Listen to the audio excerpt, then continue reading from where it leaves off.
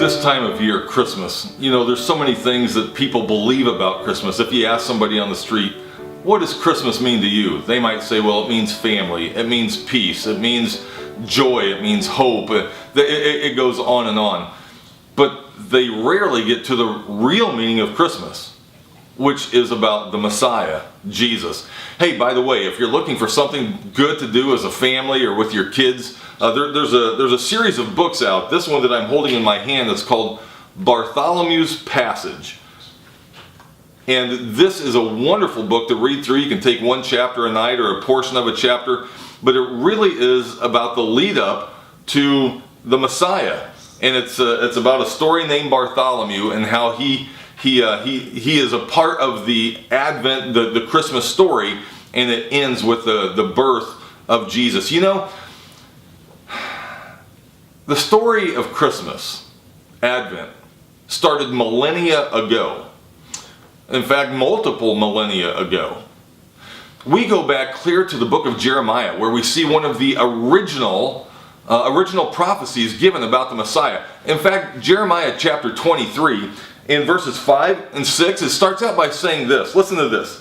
Behold, the days are coming, declares the Lord, when I will raise up from David a righteous branch, and he will reign as king and deal wisely, and shall execute justice and righteousness in the land.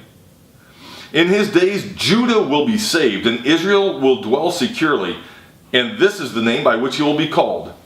The Lord is our righteous. Back in the Old Testament, Steve Jobs was not around yet, and he had not created Word or anything. In our day and age, we have Word, and when we type things, if we really want to put emphasis on words or on an idea, what do? We bold it, we bold those words, we underline those words, we italicize those words, we do any number of things. But when the Bible writers were writing, you know what they did to emphasize a thought or words? They said it again. They repeated it. If you repeated it twice, it's like, you better listen. If it's repeated 3 times, it's like your life is on the line if you don't hear this. Well, 10 chapters later, after we read from Jeremiah 23, let's go ahead to chapter 33. And if we look down at verses 14 and 15, it says this.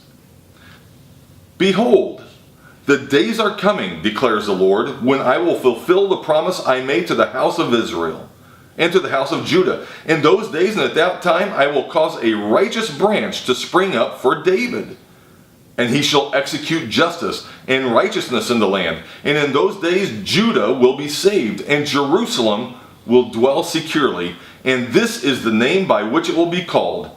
The Lord is our righteous. He says it again. It's like, I said it once, you should have listened. I said it twice, you better really listen. But this is one of the very first prophecies of Christ coming from heaven to earth, from the line of David, the branch of David, and he will execute justice justly.